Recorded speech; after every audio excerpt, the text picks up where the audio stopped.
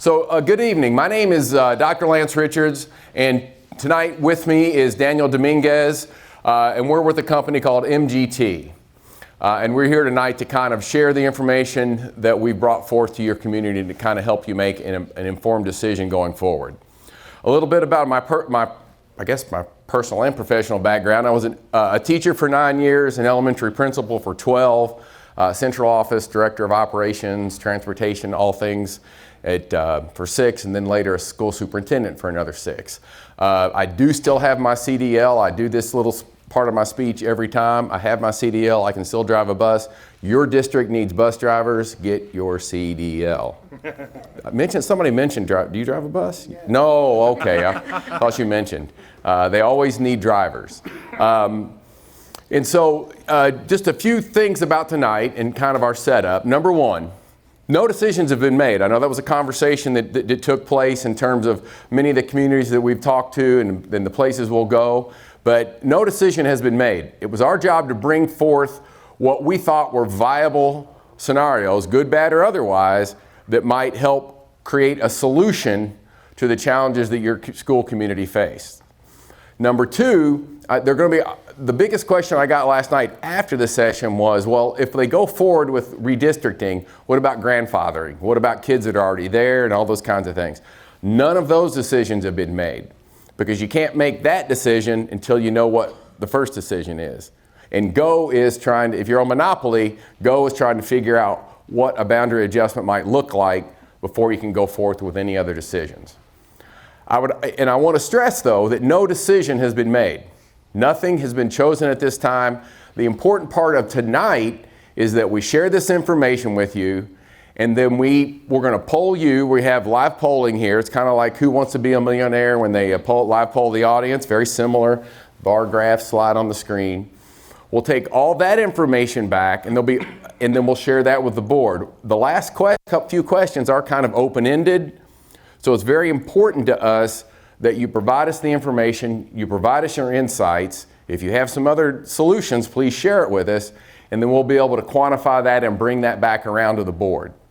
I will also tell you this, your board has a tough choice because we are dealing with your most important resource, and that's your children. So anytime you get into these situations where you're dealing with children and talking about attendance zones and all those things, you take it personally, and you should, because you're here to advocate for your children as parents. And thank you for being here tonight. So let me just jump into this and we'll get started. Again, if you've not logged into the internet here, please do so. We'll have a QR code here at the end of my portion of the presentation so we can get started with the live polling. Well,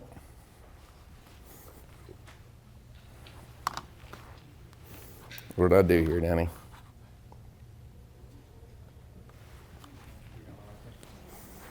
No, it's not going to work. That's not going to work either.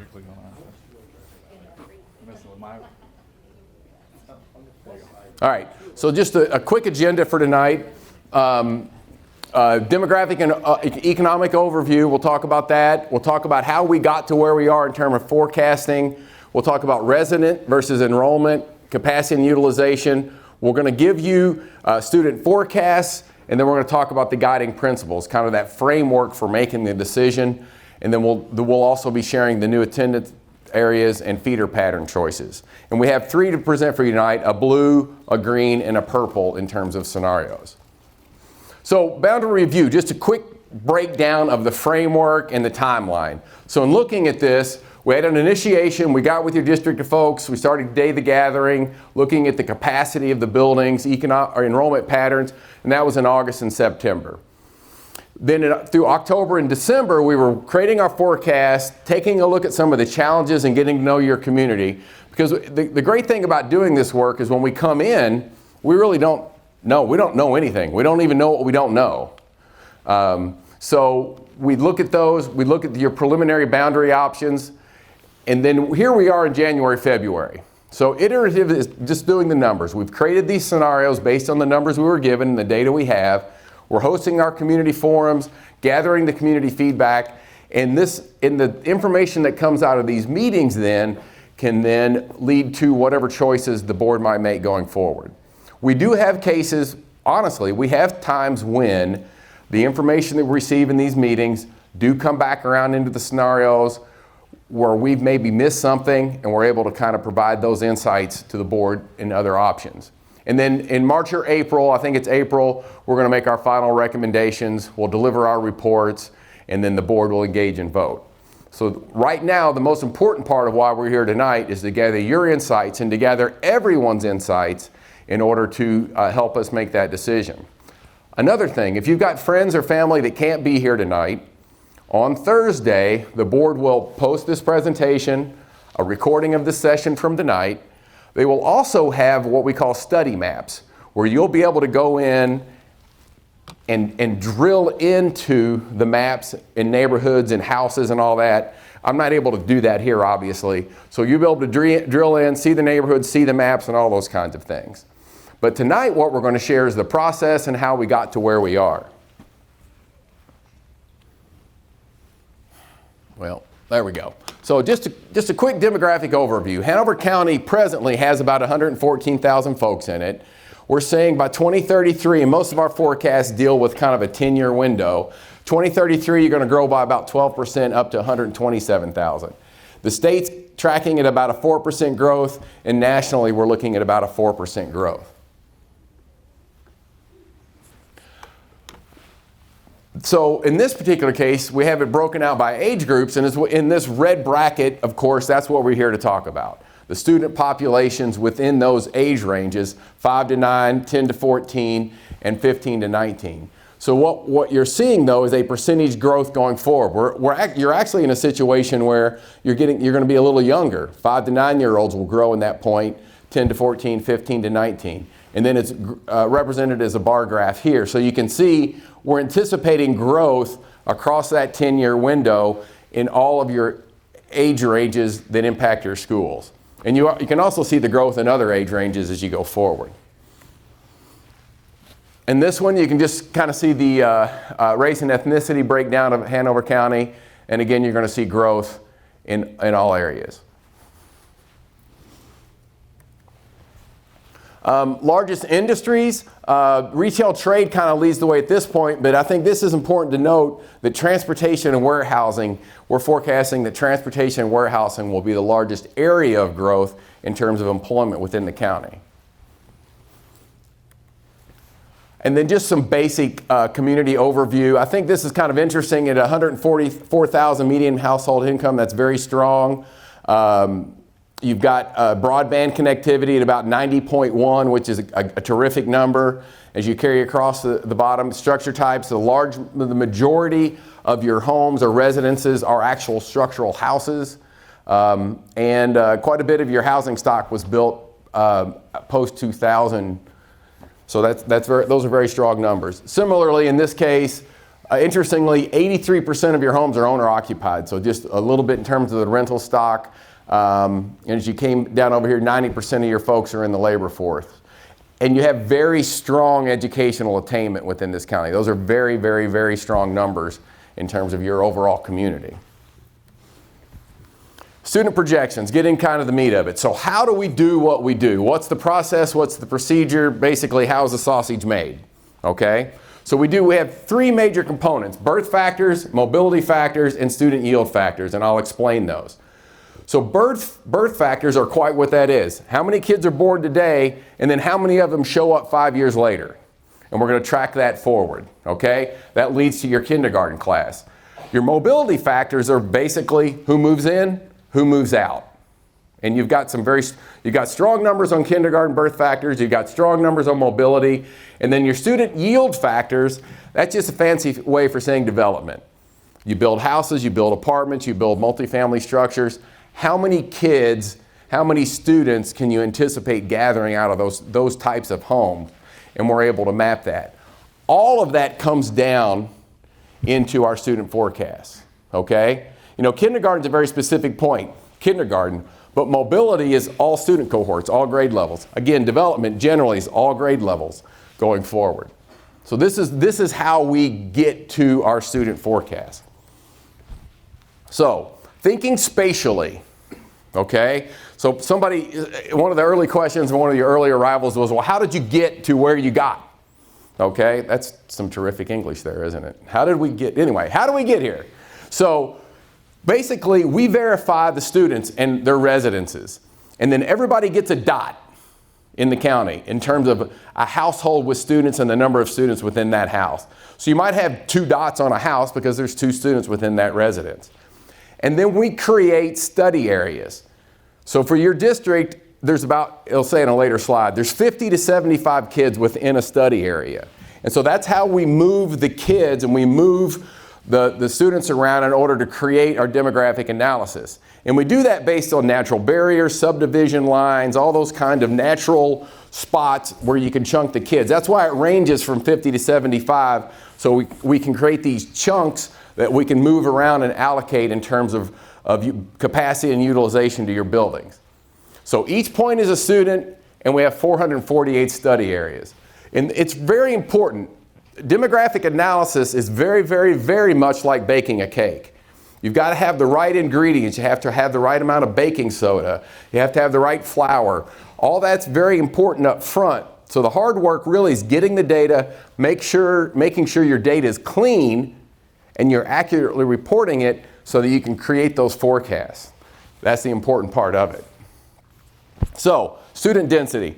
Nothing surprising here, okay? That area around Cool Springs and all those areas, Atlee, Chickahominy, that's where the kids live. Kind of closer in range to Richmond proper. And then you have, of course, the area around Ashland is kind of another heat map spot. So the vast number of your students live in terms of that density, that heat map.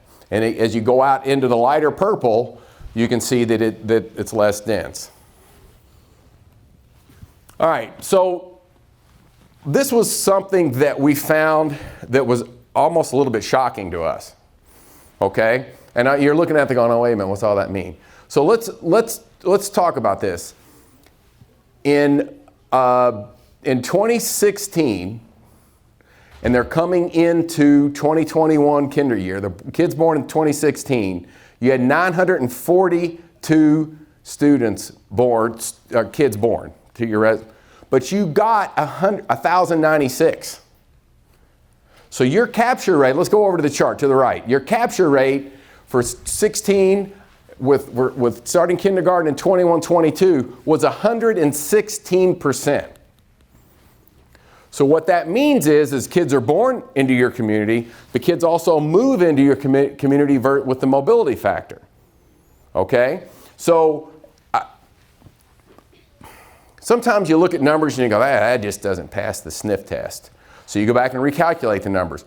We did this 3 different times. One of the reasons you saw that other bar graph earlier where we talked about age ranges is we went out and found different data to confirm this data because we didn't believe our own numbers.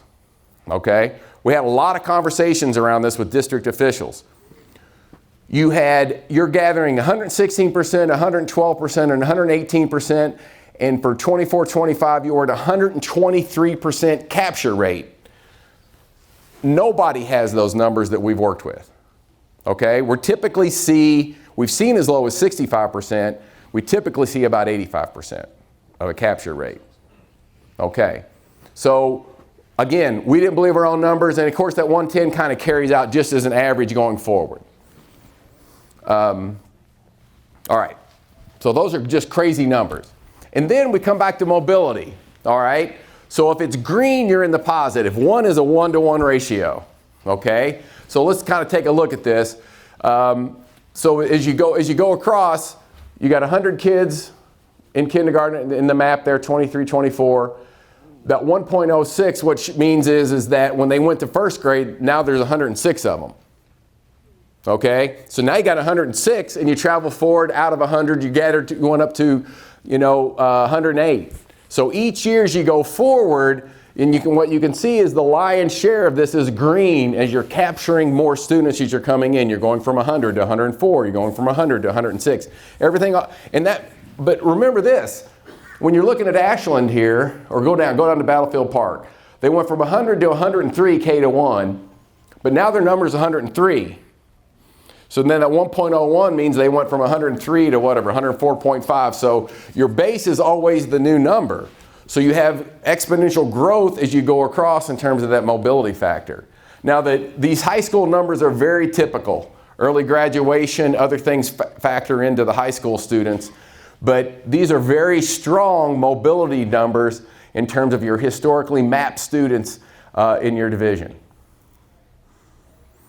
So not only are you capturing more in terms of kindergarten rolling in, you're growing in each grade level as you move forward due to mobility. And then development yield factors. So we mapped all of the developments in your division. Mapped them out and then got with developers, got with county officials to confirm. We had, in fact, one more click here. That's some of our folks on the ground. We actually lay eyes on it because sometimes with developers, they'll say it's going to be a 500 home, I'll make up a number, 500 unit place, but you get there and they haven't turned any dirt. So you really can't build that into your forecast yet, but if they've already got footers in the ground and half your homes are built, that's a different forecast factor. So for student yields, really you kind of look here at the bottom, this total 0.164, 0.209, 0.512. So what that tells you is out of 100, you're going to get about 16 kids out of an apartment complex. On a multifamily, you're going to get about 20 kids for 100 units. And for single family homes, that's what kind of drives it. What do you have the most of? Single family homes. You're going to get about 5 kids per 10 houses or 50 kids per 100. And that's a pretty strong number. That's a very strong number. I did see a little higher number when I was working in Utah, larger families. One kind of demographic note when we talk about childbirth and size of families and things is we know many of us, I was born into a family of 3. Okay, many of us were born into larger families than families that we have. And also what we're also seeing is delayed childbirth. Folks, having births, used to have kids in their early 20s. Many folks are waiting closer to 30 to have children. So all those things kind of play into your birth factors, play into your student forecasts. But these are very strong numbers. But you do have quite a bit of development. But the reality is, and one of the reasons we had to check our numbers so much, the reality is the development, while it helps and is helping with your growth, it really is the cycling of the homes and folks moving in that are spurring a big chunk of your growth. All right, so here's your current attendance areas. Okay, I apologize, that's a little darker than I had anticipated it would be here. But you can just kind of see based on how they are, and I know this kind of looks like a gerrymandered map from a political, but you kind of draw the lines in order to fill the buildings, to be honest with you. And as you've morphed out and brought kids in, here are your boundaries. And so as you can see with that heat map from earlier, you get into that kind of the smaller area of Cool Spring and Washington Henry, because there's more kids there, and you're going to have schools in closer proximity as a result. So these are your current attendance areas. And as we move forward, this will be a little clearer. So in looking at your schools, one of the things that we feel that we have to do is we have to assess your buildings. How many students can the building hold? And then we determine a utilization based on the number of students. So we looked at your building maps. We determined that capacity and utilization. And I think that's important to note, because what we're saying is, you've heard of disinterested third parties. Well, we are an interested third party, but we have to make sure that the data that we bring forth to you is accurate. So we want to make sure that we're the ones determining how much or how many students can fit into a given building, and have that building still be functional. All right, so in looking at your elementary attendance matrix, you can kind of gather the current enrollments and where those students live. Now this is very important, and I apologize, I should have stressed this earlier. The dots that you saw earlier in terms of residents, we're building this up from elementary. You always build up from elementary. And it is resident attendance. So we charted every student that lived within that attendance zone, and these numbers are reflective of the students that reside within that boundary and where they go to school, okay? And these are very strong. The lion's share of your students go to school where they reside. You know, you may have transfers because of faculty or staff or special programming, but by and large, you have 619 students living in the boundary of Ashland. 588 of them go to Ashland, all right? 5 of them go to Beaver Dam, 6 go to Elmont, 11 to Kersey Creek, 2 to Mechanicsville, with that 6 to South Anna. So that's all of that 619, okay? So you can look at your individual school. Of course, the dark block is battlefield going to battlefield, you know, as it carries over. But if you come down, then you'll see across the bottom the total enrollment. There's a total of 7,600 students, and then as you carry that across, you can see the total enrollment as you go across.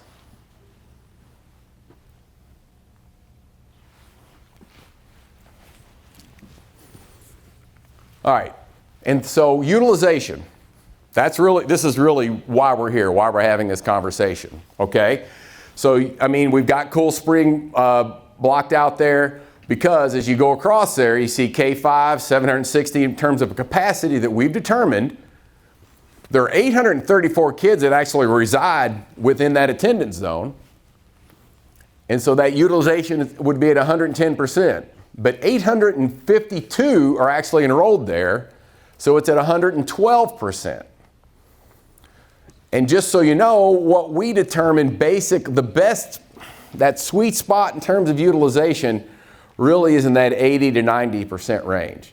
That's what we call green. And so when you see later, when we talk about the charts and we have these graphs later, you're going to see 80 to 90 being our green spot going forward. And we talk a lot about getting all the schools to green in terms of the mapping. So as you carry this across, all right, so you got Cool Spring at 110, but as you go down, you got Paul Green at 66, you got South Anna at 63. This is important to note. Washington Henry's current capacity is 378. The new Washington Henry is slated to go online or come online August of 27. So that was kind of a wrinkle in our forecasting and our modeling because we're having to factor in, all right, if we're going to give some relief to Cool Spring next year, they can't all go to Washington Henry, but more can go in 27. So that's part of the blue-green choice that we're going to talk about here momentarily. So your challenge is you do have some buildings that are crowded, overcrowded in case of Cool Spring. You have other buildings that are fairly crowded in terms of the 90s. And so, but in overall, if you look division-wide, you have capacity for the number of students within your division, collectively from the 50,000-foot view. All right, so here's your middle school matrix. So when we got into this, part of the conversation was about, all right, we're really here to talk about elementaries. But in looking at the elementaries, can you also address some of the concerns, the future concerns of what's going to happen with Chickahominy in terms of their utilization? So Chickahominy, if you carry this across, their current utilization is 95%. So that's important because we're building out this 10-year forecast, this 5 and 10-year forecast. And so it's important that not only we fix it maybe for next year, but we fix it for that 5-year benchmark and we fix it for that 10-year benchmark. What you don't want to have happen is for me to be back here in 2 years having this same conversation with you. So in talking to your board and talking to your division leadership, they want solutions that will fix the problem today and in the near future. And I'll talk more, this is probably a good time to talk about this. So when we do our forecast, we talk about this 5 and 10-year window, right? It's kind of like the weather. Bear with me. If you're going to have a party in 10 days and the weather, and it's an outside party, and the forecast from your local weatherman or weather person is it's going to rain in 10 days. And you go, I'll keep an eye on that. You get to the 7-day forecast, it's going to rain, you're paying attention. At 5 days, you're going to make alternate plans. And at 3 days, if they say it's going to rain outside, you're moving the party indoors. So much like the weather forecast, you need to have it updated daily as you're getting closer to that party date. Same thing with school demographics. We feel very confident about our three-year forecast, very confident. You get to 5, and so the numbers can shift a little bit. Another development comes online. Your mobility goes up one way or another. When you get to 10, that gets a 10-year, between 5 and 10 is based on the assumptions you've made from 0 to 5, and so there can be more variability there. So it's very important, much like your weather forecast, that you update that data every year so that your 3-year and 5-year can be as accurate as possible, so you have the information that you can make a more informed decision going forward, and you're not guessing. All right, similarly here, for high school matrix and utilization, we have a similar challenge as you carry across this for Atlee. Atlee's already at 90 in terms of enrollment and utilization, 75 at Hanover, 72 at Mechanicsville, and then 84 here. So Atlee's at the high end of that green, and Patrick Henry's kind of basically in the sweet spot of that going to green utilization. All right, so this is usually where I do the weather forecast. So act like I said it here, okay? So this is our our student forecast to ensure that, ensuring that we consider the future. And kind of take a look at this, because that green kind of represents the growth across there. But if you track out of 2021, that kindergarten class of 1,096, and you carry that down and carry it across to 1184, 1228, 1271, 1311, 1348, 1367, 1393, 1414, 1473, 1432, 1392, 1396. So we're saying they're going to grow by basically 300 students as they make their way through across their time in school. And so division leadership has to plan for that anticipated growth. And, you know, because of the partnership between county commissioners and the schools in terms of facilities, that's also something then that your county and your county commissioners have to be a part of in terms of that conversation, in terms of building need. So that's what we're seeing in terms of the future. Again, as we carry forward, we feel really good about that kindergarten number, you know, kind of carrying out to 2027 based on charts. Pretty good about that number out to 2029. But there's other things that can come into play as we get out past that. So it's important that your numbers are updated. But what it can tell you is what we can all look at this and we all go, okay, we're growing.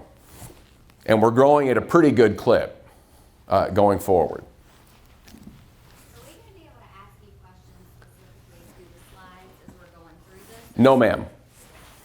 We will be gathering, thank you for that question though. The point of our live polling is so that we can gather the insights of everyone in the room. It's important to us that we have information from everyone participating here. You're very welcome to come and talk to me afterwards, and I'll be glad to answer any questions you might have. We also have some district leadership here surrounding that. But for those of you that are a little bit later in arriving, we won't have any answers in terms of grandfathering, in terms of students, and because there's really, again, no decision has been made regarding the choices that we're going to see tonight. And so before we will come back to your board and present our final plan and that kind of thing. And at that point is when the board could elect to take action. Will our participation in this survey tonight be considered a vote for the county, or are they going to actually hold a vote for the residents? There will not be a countywide vote. That I can tell you. You have elected officials here to do certain jobs. But They're not. well, you county commissioners are elected. All right. All right. Having said that, let me say this. It's my assumption there will not be a countywide vote. That is not typically how these processes are handled. All right. So student forecasts. Again, we're talking about resident students, your historic count, and then kind of carrying that forward. Again, this is just kind of showing you, setting up the stage for the kind of growth we're anticipating. And so it kind of complicated our growth. You'll see one little caveat here. Actually, with the 9 through 12, coming forward over the next 4 years, we're forecasting a little bit of a dip because you've got some smaller classes presently at your junior high level or your middle school level. But then what we're also forecasting then as it comes out of that 4th year, that it's going to go back up again. However, as you see that growth with K-5 and 6-8, what we're saying is that growth back there more than makes up for the slight dip we might see in 9 through 12 going forward. So that's kind of an interesting trend. But for us, okay, because that 9-12, we're saying it might dip 1.5% down, about 82 kids. But for us, we have to then build into our forecasting the ability to address the needs not only K through 8, but 9 through 12, not only in this school, but in all the high schools across your division. All right, so student forecasts. Here are our study areas so that we could capture the students. And so we have our study areas of 50 to 75, but then we forecast within the study area how many students we're anticipating would grow or move out of a given study area. So if you're looking at this, we're seeing this is that resident year net change, okay? So if you come down to this, far corner adjacent to Vontae in the corner, it's a light purple, and we're saying there's going to be a 1 to 24 change there in terms of just growth. It's broken out into 24s in those. White is a no change, so this general section in the center there is kind of a push in terms of growth. So this is our forecasted growth based on development, based on everything that we've seen across the division, broken down by our study areas. So there's, you've got only a few areas in this darker orangey color located about, but you have several there with purple as well, especially. Notice how dense the study areas are in and around Atlee and Cool Springs and Chickahominy because of the density of population there. All right, so we got into this. Again, we're here because the initial conversation stemmed out of what is taking place at Cool Spring. But as we got into this, you can see you've got 2024 students, and everything's based off of 2024 because that's the complete set of data that we had to start the process, okay? So 2024, and what we saw here is the dark blue is the capacity of the facility, so you can see what's going on at Cool Spring, but also notice Rural Point. So as we're looking at this, and we're looking at our forecast at that 5 and 10 year mark, if we're going to take a look at what is happening at Cool Spring, we also then have to take a look at what's happening at Rural Point. Okay? And then we also have to then balance what's going on at Washington Henry and consider the new capacity of 495 that will come online in 2027. So again, in a casual reference across this, you've got some blue, which means you've got some capacity in several of your buildings across the division. All right, so here's your current utilization based on just kind of a color code in terms of the utilization of the building. So the yellow is under 70% utilized, the light green is 70 to 80. In this case, I apologize, but that is supposed to be kind of a darker green. The more aqua color is that 80 to 90. The darker blue is the 90 to 100, and then the purple is over 100%. So as you bring that forward, what you're going to see is, in the 5-year forecast, some of those yellows flip to green, okay? And some of those lighter aqua blues turn into a darker blue. And as you carry that forward then, the only school at the 10-year forecast that's in the yellow is Pole Green. So these are the forecast, again, all these will be available on Thursday online with the study maps. But again, this is all making the case to show to you, you've got growth at 5 years, you've got growth at 10 years.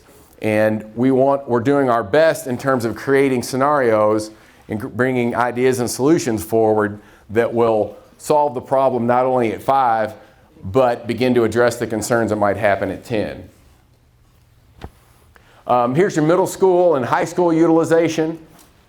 And so in looking at your utilization across that 5 and 10 year window, okay, what we're seeing is, I mentioned that the high school numbers were going to dip a little bit but it's not at Atlee.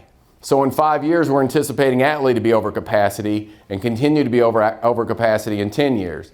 Similarly at Chickahominy, if you come over to this side, we're seeing that growth. They were already in the 90, now they're going to be in the mid 90s, and they're going to push toward 100 as they go forward. So you've got, you know, and it kind of ties back to, you got Cool Spring and the number of students that attend there, tracking through to the middle school and high school. And the reason we bundle these together in terms of presentation is your high school and middle school attendance zones are the same. So, and that's a big part of the conversation we'll have later in terms of feeder patterns, but your high school and middle school zones are exactly the same.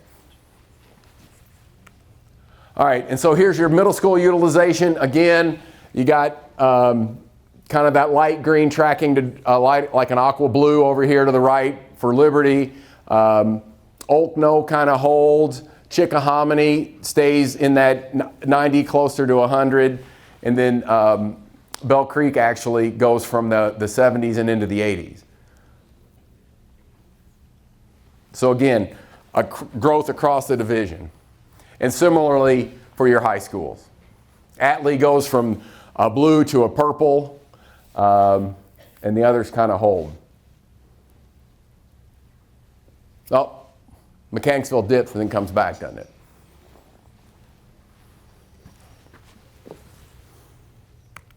All right, so let's kind of get down to how we got to where we got to in terms of our choices that we made in communicating with your district officials. So there's guiding principles, and these are kind of the processes and the procedures and the framework we use to kind of get where we're going to get to. It's a roadmap for making the decisions, okay? And so you got guiding principles in the center, and you got all these things around the edge that have to be considered when you're thinking about redistricting or you're trying to create an attendance zone, okay? And they're in a circle here. They're always in conflict with one another, okay? It's not a situation where it's very linear. You just do one, then you do two, then you do three. It doesn't work that way. It's more like when they draw for the, I'm going to try this one. They draw for the lottery and you see those ping pong balls bouncing all around inside of it. That's kind of how the guiding principles work off of one another. Because not one single thing can be the only driving factor or consideration going forward. So you always have to consider transportation. They don't have enough bus drivers, okay? It costs $5 to $6 a mile, and that was 3 years ago, to run a bus down the road. Transportation's expensive. You know that. You own your own cars and you maintain your own vehicles. Just put that on a 72 passenger or 80 passenger bus. Capacity and utilization has to be factored. You can only fit so many kids into a facility, which is why we're here, okay? Neighborhood schools. You do try to create a geographic cohesion as best you can, but sometimes the schools aren't located in the center of their own attendance zone. And that is for a number of reasons. It may have been the only flat ground. That happens a lot. It may have been the only ground available. Or when the school was built, it was central. And things happened and other schools were built. And so you try to create your neighborhood schools. You avoid island zones. What you don't want to do is say, all right, we got this cluster of subdivisions down here next to Cool Spring. You're all going to South Anna. Okay? We're going to run 10 buses out of here and we're just going to take care of this problem. You don't want to do that. That ruins kind of that cohesion to the school. And it happens sometimes. Sometimes in an urban center, you'll get a new development somewhere, a new housing development, and there simply is no place for them to go. They won't fit in their school and they have to be taken across town. But you want to avoid that as best you can. Feeder patterns, we've talked about. We feel it's one of our tenets that we kind of feel like we try to keep clean feeder patterns. So your elementaries feed to their middle school and your middle schools feed to your high. So in this case, Chickahominy and Atlee are together, so whatever elementaries would feed into Chickahominy would then go on into Atlee. Now you do have a few splits and we're going to talk about those in just a second. But you try to maintain these feeder patterns, and you guys by and large have some pretty tight, pretty good feeder patterns. This one's pretty good. All right, major barriers and natural roads, natural barriers and major roads. All right, So, you know, if you've got a park that runs through someplace, or a waterway, or a train track, or a main road, we try to draw our barriers and create our study areas based off of these natural or man-made barriers. You really don't want to draw, if you can avoid it, a line down the middle of the street where Johnny on one side goes to one school and Susie goes to the other. Sometimes we do have to, you might do a line, if there's a power easement through a subdivision, you might run the line down through there with their backyard neighbors. But you try to avoid that as best you can. Again, it doesn't always work. All these things pull against one another and almost serve to defeat some of your grand purposes going forward. Special populations, if you have like a gifted and talented program, or special needs students, or certain programs at a given school, sometimes you have to consider that in terms of your process. And then you try to do it with the minimal impact and involve fewer students in the process. And it's not a function of not making the most people mad, it's a function of what's good for kids. And the least impact that you can have on kids is important for everyone in your school community. So all these things, I spent a lot of time on this, and you try to balance these things across the division need, but sometimes they have an unintended consequence, you know, an unforeseen consequence. But all of these things pull against one another in making these choices. So you're in talking with your district officials and with your school board, these were this is kind of how they set up the guiding principles. They wanted to balance for the current and the 5 and the 10. They wanted to bring everybody to green. They did. I will applaud them for this. They said early on, we don't want to kick this can down the road, or in light of the football season, they don't want to punt this down for the next set of school board officials to deal with. Okay, they want to fix it. They want to fix it once, and they want to fix it right, so we're not having this conversation later. And so that parents and students have a clear understanding of what the future holds. I think that's incredibly important, especially for students. Minimize the number of students impacted as best you can. Try to maintain all of your neighborhood schools and avoid these island zones or these pockets of students, because it's not fair to those students. Consider transportation impacts. I mean, we'd like to say no, we don't have to, but there is a practical and functional reality behind transportation. And again, minimize the special program impacts or special populations, economically disadvantaged, all those things, trying to balance all of these things. So as you can tell, there's a lot going into this, and it's a very hard process. And it's at this point where you're very happy you're not a school board member, because these things have to all be considered and weighed as we bring forth these scenarios. All right, so again, you know, kind of looking at some of the things, natural boundaries, transportation hurdles, transportation times when you get farther out, future capacity increases, neighborhood cohesive. All these things are things that we kind of had to lean into as we brought this forward.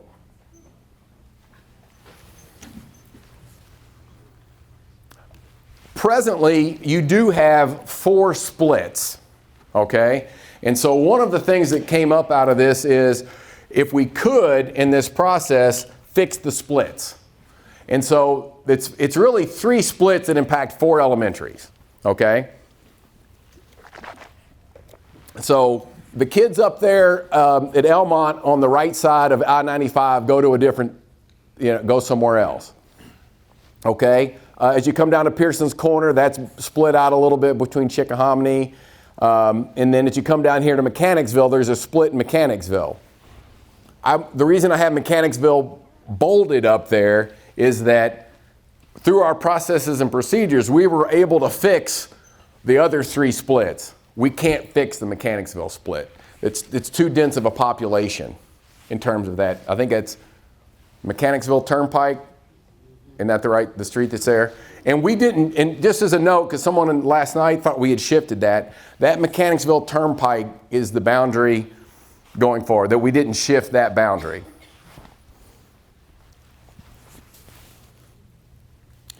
All right. So again, Cool Springs is the challenge, or the opportunity, if you'd like, the challenge that the district had to tackle, and the reason that we're here.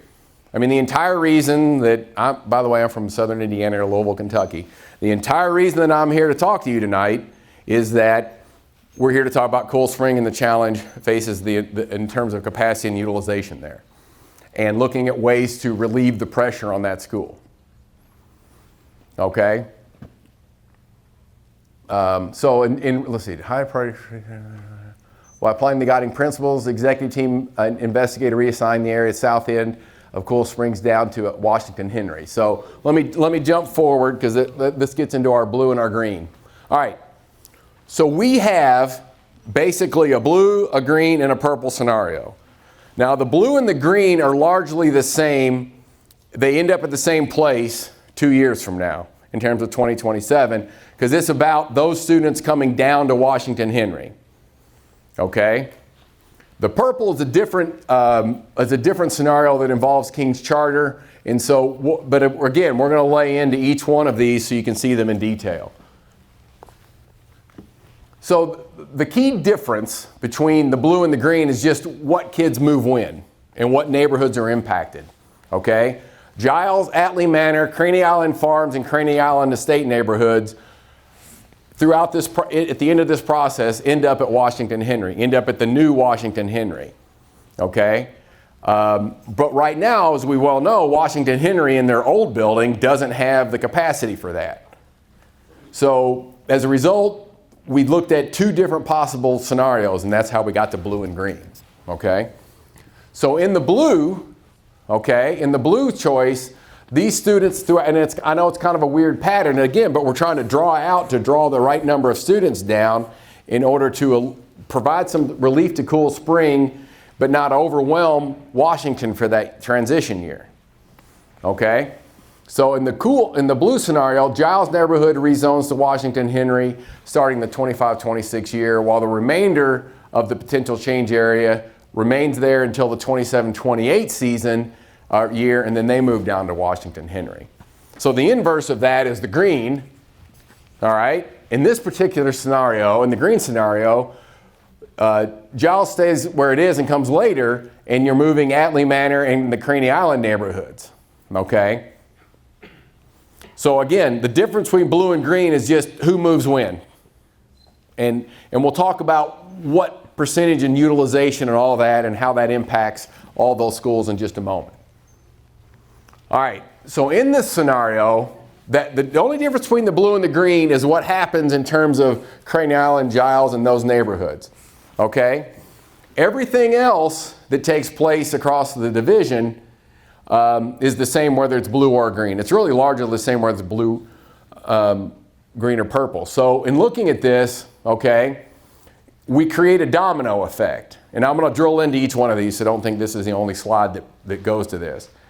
But in order to relieve pressure at Cool Springs, you got to slide over to Washington Henry. But that really overwhelms Washington Henry, so then you got to slide around and to perhaps Laurel Meadow or over to Rural Point. And then you're coming down toward Cole Harbor. So all of these things, because no school has the capacity to absorb all of the students that are in play here. Okay? Students are in play in Giles and those other communities. I'm sorry? How many students are totally in play that are in the blue and the green that are moving from Giles and the other neighborhoods, Craney Island? That'll come up in the data as we go forward. So you'll have total enrollments here in just a second.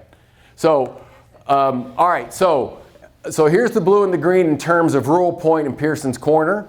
So you can see the division, the students and where they shift to. So already you had this weird little zone that was going across the way to Rural Point that's going to come back to Pearson's in proximity. And we're going to use that, I think that state road, is that 2 or 3, as the dividing line there. And then these students will move from Washington Henry over to Rural Point in order to create space at Washington Henry for the incoming students from Cool Spring that are going to come in. So again, kind of that shift and that domino effect. And again, on Thursday, you'll be able to drill. I know you guys know where you live, but you'll be able to drill in specifically to neighborhoods and houses and that kind of thing on Thursday. On this particular situation, kids move from Rural Point over to Pole Green to create additional utilization and to build up the utilization at Pole Green. and allow Rural Point to receive some students from Washington Henry. So again, I normally say early on, and I'll say it now, what we're talking about here is chess, not checkers. There's just a lot of moving parts because the overutilization is at the core and the underutilization is at the periphery. So you're having to push out and balance out as you go. In this particular situation, these students moved from Washington Henry over to Mechanicsville, and this helps alleviate the Washington Henry again, we're having to create additional capacity at Washington Henry to bring in those Cool Springs students. And so this area is south of Meadow Bridge, and that's a fairly large road, as you well know. And those students then transition across the southern boundary over to Mechanicsville.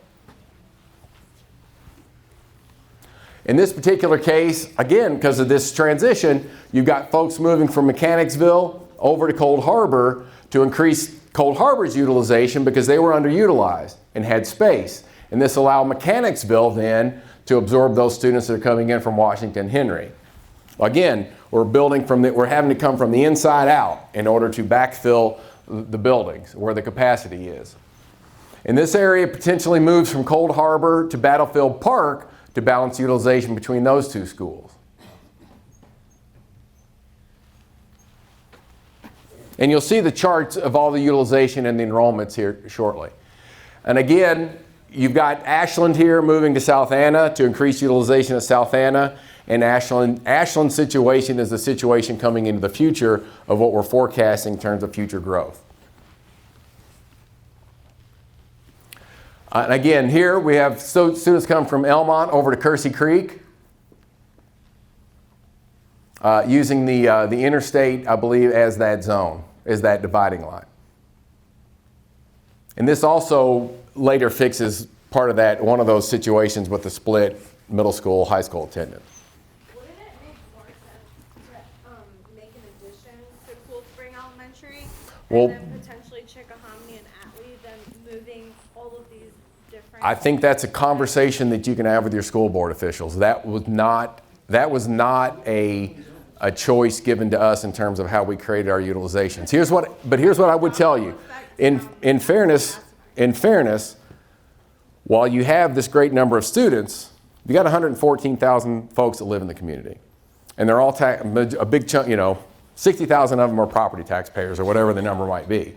And so the school board, in taking a look at this, is looking at the larger question for the entire division is do we have enough seats in our division to accommodate the students within our division? And if you're looking at it from this view, you do, okay?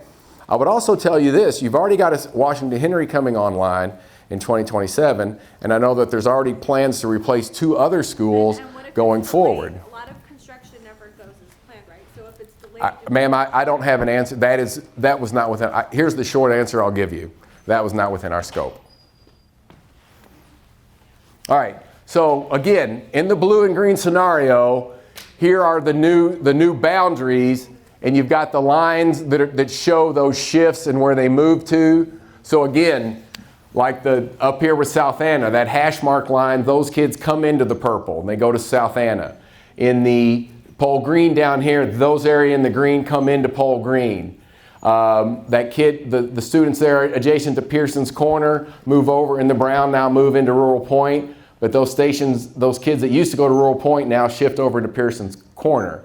And then this build out here is depending on which choice is made in terms of blue and green, in terms of those students near Cool Spring coming down into Washington Henry. Across the street. So again, you can just see the entire impact. And again, it goes back to that domino effect, how it goes across the division. And in the green, no, it's just blue and the green. They're the same base depending on which move is made in 25 or 27. The other ancillary areas, the other portions of the division remain the same. Now, in the purple scenario, it's a different setup in terms of the core, in terms of what's going on around Cool Spring. Those areas involving South Anna or Elmont or Ashland or down into Laurel Meadow, Mechanicsville, all of those shifts remain the same in terms of the domino. The question is where do we, how or what neighborhoods are impacted in terms of providing relief to Cool Spring? And so drawing on a different neighborhood, creating a different scenario there. So in this particular case, the purple scenario involves another path to relieving Cool Springs. It reassigns parts of the Kings Charter neighborhood from the Cool Spring Elementary attendance zone to the Pearson's Corner Elementary. And this would split Kings Charter neighborhood across the Charter Lake Road. So it takes Kings Charter and takes a chunk of those students out and takes them up to Pearson's Corner. The Craney Island States and Craney Island Farm neighborhood would potentially change from Cool Springs attendance zones to Washington Henry. Additionally, Rutledge Village townhomes west of Atlee Road moved to Pearson's Corner, from Pearson's Corner to Washington Henry into the purple scenario. This helps. If Pearson's Corner is going to accept students from King's Charter, then we have to bring some students out of Pearson's Corner under this scenario. So again, you're moving students around. One of them's kind of a clockwise method and the other one's a counterclockwise method. Again, all trying to pull away from the core at Cool Spring. But involving fewer students off of this zone. The purple scenario rolls back potential change areas and the blue-green scenarios east of Shady Grove and west of Highway 301 in terms of Pearson's Corner. And no changes to these areas, there are no changes to those two areas. So this little wonky chunk thing that we had moved into Pearson's Corner doesn't come into play under the purple scenario. Because you're having to create that space or that capacity at Pearson's Corner. So it's either pull it from the north or pull it from the south, I mean, in terms of chunking those kids. So here's the big moves within the purple scenario. You can see again, like those students that were going to Elmont are still going to Kersey Creek. The Pole Green's the same, Battlefield, Mechanicsville, Cold Harbor. A little bit at Laurel Meadow, but not a lot. But the key difference in the purple is what takes place at King's Charter and the number of students that come out of the southern end.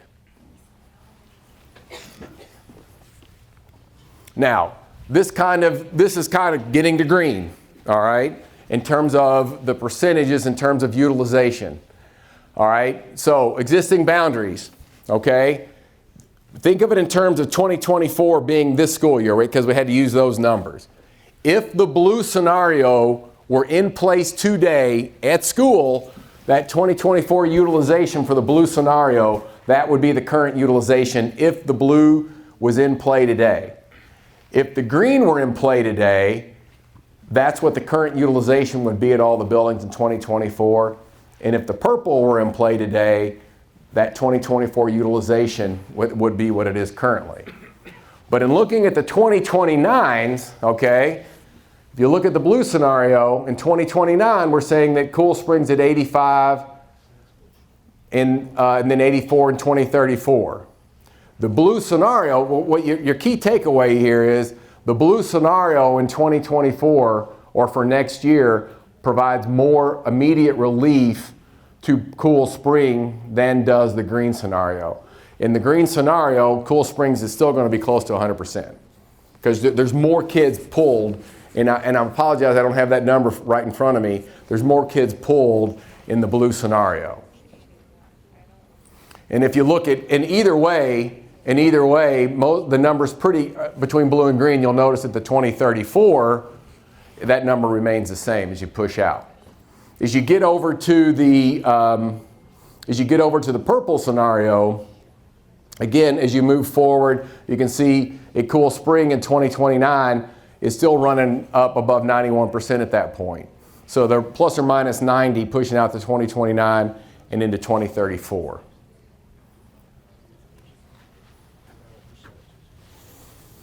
All right. Oh, sorry.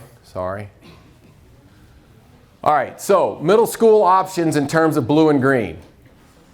What happens with these is we're basically realigning the middle school and high school attendance zone to match whatever changes have been made to the attendance, the elementary attendance zones. Okay, so this area moves from Chickahominy over to in Atlee to Oak Knoll and Hanover. They're adjacent to Kersey Creek. This area moves from Oak Knoll Middle School in the blue, goes from Oak Knoll and Hanover to Chickahominy and Atlee, and because it aligns now with what has taken place at Pearson's Corner. This area would move from Chickahominy and Atlee to Oak in the lower green to Oak Knoll and Hanover because of the realignment with Rural Point.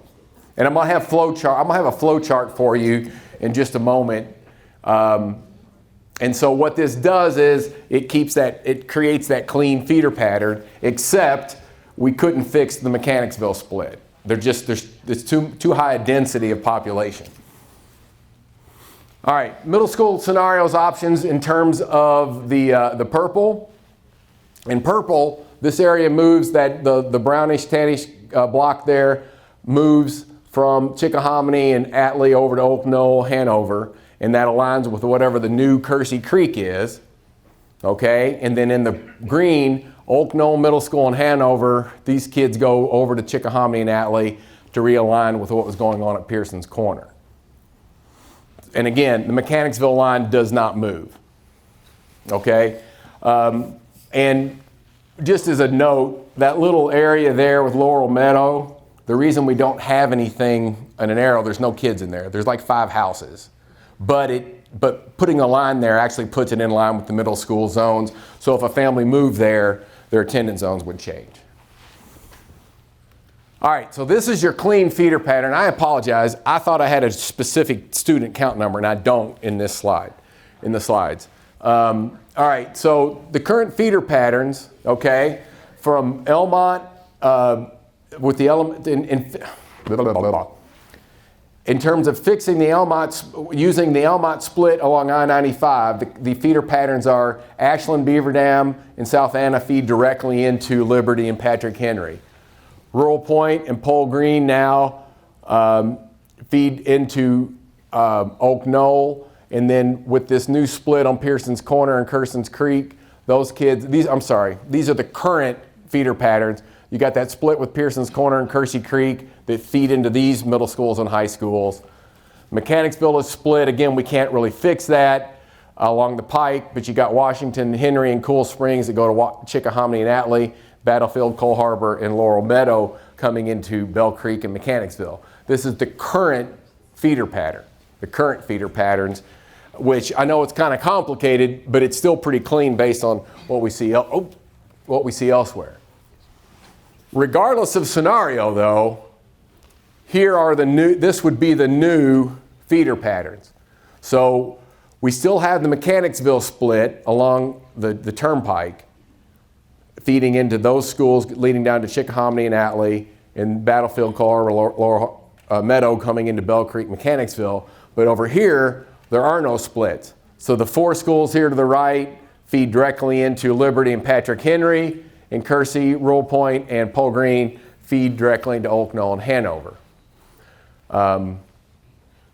If you don't realign the boundaries, you go from 4 to 6 splits. I don't have that number, but I know it's 6. So if you don't fix it, then you'll create 2 more splits in terms of middle school, high school, and you won't fix anything going on at those 2 schools. All right, so in saying that, here are your options and your utilizations. You got your existing boundaries as they are now, and if you do nothing, these are what your numbers are going to be. Here's your blue-green option, because again, it's the same for whether it's blue or green, it doesn't change what happens at the middle school, high school, at the secondary level. And so, for example, in this particular one, Atlee goes 82, 92, 96.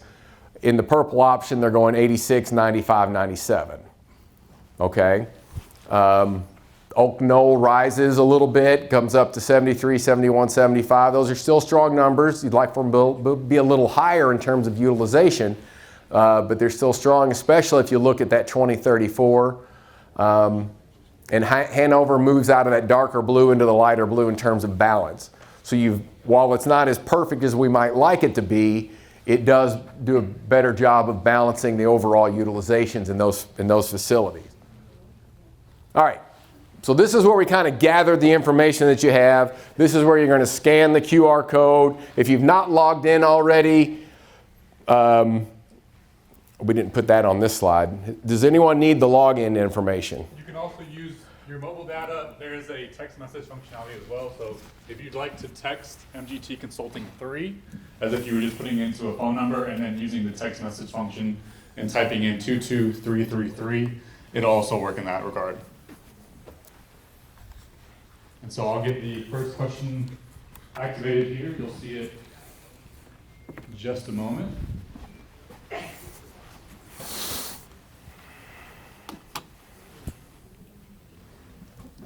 And you should be starting to see that populate on your phone, being able to reply to that first question. And then I'll show it on this screen once we get everyone situated with the QR code.